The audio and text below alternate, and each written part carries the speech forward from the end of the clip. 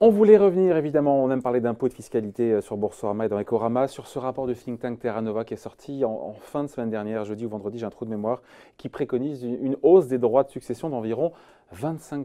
Bonjour Franck de Dieu. Bonjour. Tous mes vœux. Tous mes vœux plein de bonnes choses. Et à tous nos internautes. Oui, professeur à l'IPAC Business School. Alors évidemment, l'opinion publique n'adhère pas à cet impôt sur la mort qui pourrait augmenter. D'après ce think tank classé à gauche, le gouvernement n'est pas emballé. Benjamin Griveaux nous a affirmé que ce n'était pas dans les réflexions du gouvernement. Mais pour vous, il faut quand même creuser cette idée. Oui, il faut creuser cette idée. Moi, je suis assez d'accord avec le diagnostic qui est posé. En revanche, après, on pourra parler sur ce qui est proposé pour corriger ces excès, Alors, pour corriger ce diagnostic. D'abord, je vais vous donner quelques chiffres assez saisissants. Premièrement, le montant des successions, il représentait en 2000 118 milliards, il représente le double en 2015. C'est-à-dire qu'il y a eu un doublement du montant annuel des successions. Parce que l'immobilier a beaucoup monté, vous avez tout à fait compris.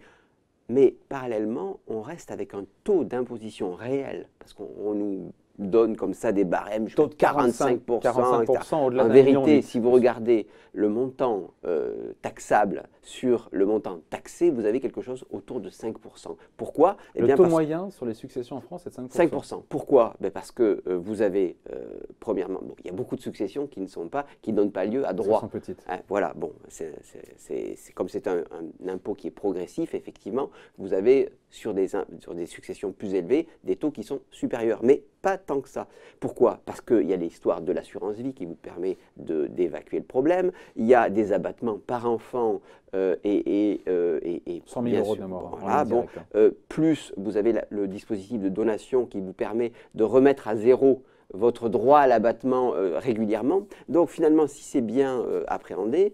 Enfin, régulièrement, c'est tous les 15 ans, passons. C'est tous les 15 ans non plus, je crois, de mémoire. Non, c'est moins que ça. Sur la donation, tous les 15 ans, mais passons. C'est moins que ça.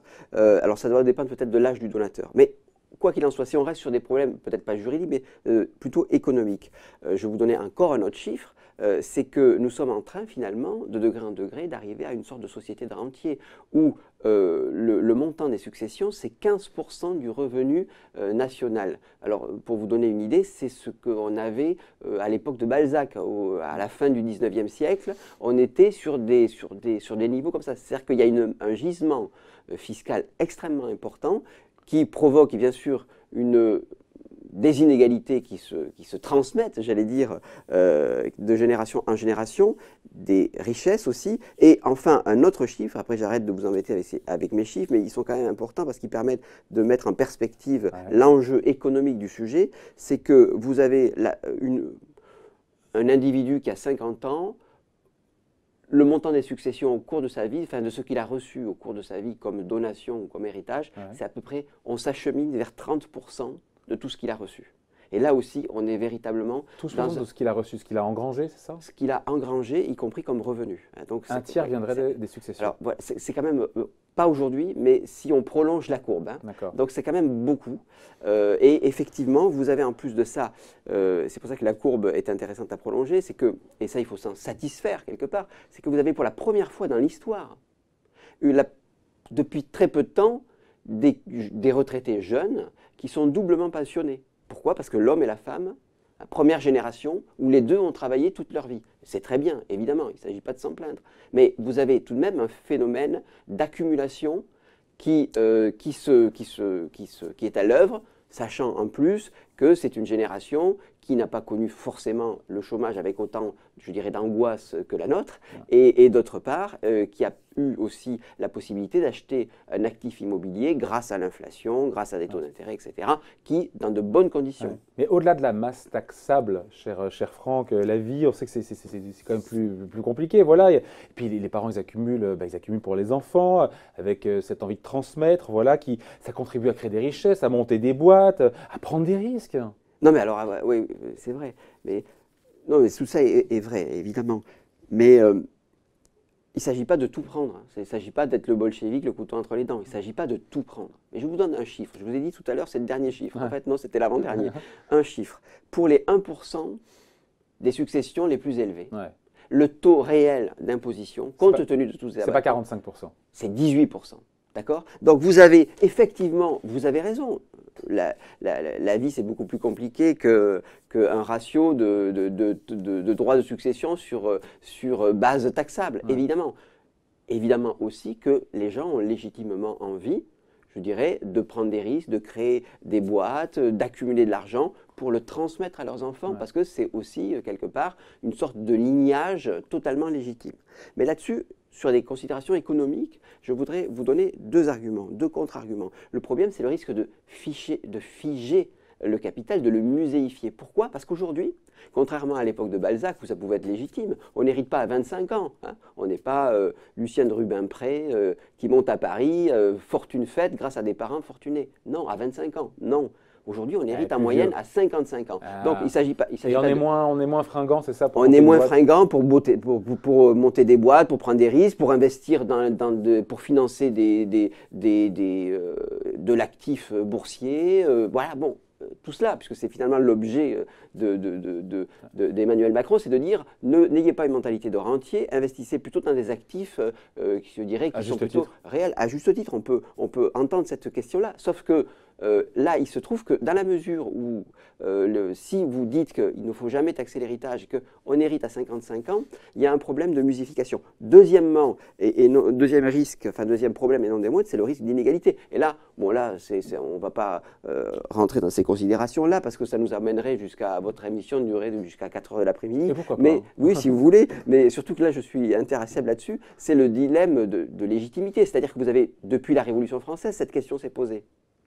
Depuis, c'est de se dire, au fond, vous avez une double légitimité, la légitimité de la filiation, de l'héritage, où vous dites, il y a un enrichissement sans cause, parce que j'hérite au nom d'un lien héréditaire, mais tout de même, il a une légitimité, c'est celui de la filiation, et qui peut se comprendre. Et puis vous avez le travail des parents qui ont bossé toute leur vie, qui ont sué. Voilà, bon. Il y a un enrichissement sans cause, que les jusqu'au-boutistes pourront dire, il faut tout prendre, non. C'est parfaitement légitime de se dire, bon, voilà, j'hérite de quelque chose.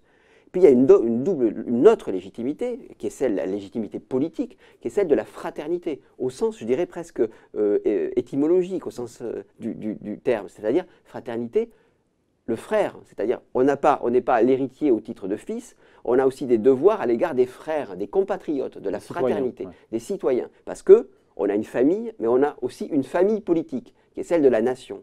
Et à ce titre-là, eh bien, il est légitime, on a le devoir, on n'a pas que des droits de filiation, on a aussi des devoirs à l'égard d'une collectivité où il y a un ethos, une envie, l'envie de partager, d'avoir une destinée commune. Et à ce titre-là, le terme de fraternité, qui vient de frère, a tout son terme, a tout son sens. Nous donnons une part au titre de l'impôt à ceux qui sont nos frères politiques, si c'est vrai. Dire. Et en même temps, donc surtaxer les grosses successions, c'est ce qui est derrière en toile de fond dans votre idée, mais les temps ne sont pas propices à des hausses d'impôts, vous avez compris ça quand même? Ça, merci, j'écoute la radio et la télé, et je lis aussi, mais il n'est pas aussi propice, le temps est aussi propice à la résorption des inégalités, hein, à la résolution des inégalités. Pourquoi? Parce que finalement, les gilets jaunes, parce que c'est quand même votre question, c'est que ces 3 milliards de dépenses, de recettes qu'on pourra avoir, on pourrait, je dirais, les transformer en 3 milliards de dépenses au bénéfice de l'aménagement du territoire, au bénéfice de l'État-providence, parce que les gilets jaunes, ils en veulent aussi, tout de même. Il y a une demande de ça. On a bien assez dit qu'il y avait même une sorte de contradiction entre leurs demandes. On veut plus de dépenses. Service public et moins d'impôts. Et moins d'impôts. Bon. C'est quand même une quadrature. Quand même, sauf qu'il y a des arbitrages à faire. C'est ça la politique. Et ce que je vous dis, c'est que autant on peut se dire, il y a des recettes supplémentaires qui pourraient, et c'était l'idée de Terra Nova de dire, ça compense quelque part les pertes de recettes de l'ISF, et au lieu de remettre l'ISF, autant appuyer un peu sur le levier du droit de succession. C'est un argument pour les grosses successions. Pour les grosses successions. Qui sont taxées en moyenne les plus grosses à 18, 1% des successions. Alors si vous prenez les 0,1%, vous arrivez quand même à plus de 18. Bon, vous voyez, c'est toujours pareil. Au bout d'un moment, vous arrivez dans les centiles. Et voilà, bon. Ça tend vers 45 après. 45%. Oui, alors après, vous pouvez dire non, c'est ce que dit Piketty. Au bout d'un moment, ça peut redescendre parce que ceux qui sont. Il y a des mécanismes d'optimisation fiscale. Ce que je veux vous dire par là, c'est qu'on peut justifier une augmentation des dépenses, oui, mais on peut aussi justifier, et c'est peut-être cela qu'il faut voir, c'est de se dire, on peut aussi justifier d'autres diminutions d'impôts. On augmente les impôts pour les plus riches avec le levier légitime des droits de succession, et on baisse les impôts qui sont supposés frapper davantage les classes moyennes. Je parle par exemple, et c'est un programme des Gilets jaunes, le programme originel, le programme historique si j'ose dire, c'est celui de la baisse de la TVA pour les produits de première nécessité. Voilà. Donc vous avez quand même la possibilité de rester dans des logiques de vases communicants recettes-dépenses, mais aussi de vases communicants au sein de recettes, des postes recettes. D'accord? J'ai plus de recettes fiscales d'un côté, et bien là-dessus, je peux faire un geste au bénéfice des classes moyennes par une baisse d'impôts sur la TVA, par Ciblé, exemple. par exemple. Qui coûterait plusieurs milliards d'euros, soit dit en passant, là. C'est une TVA. Mais on peut aussi augmenter les droits de succession au-delà de 25%.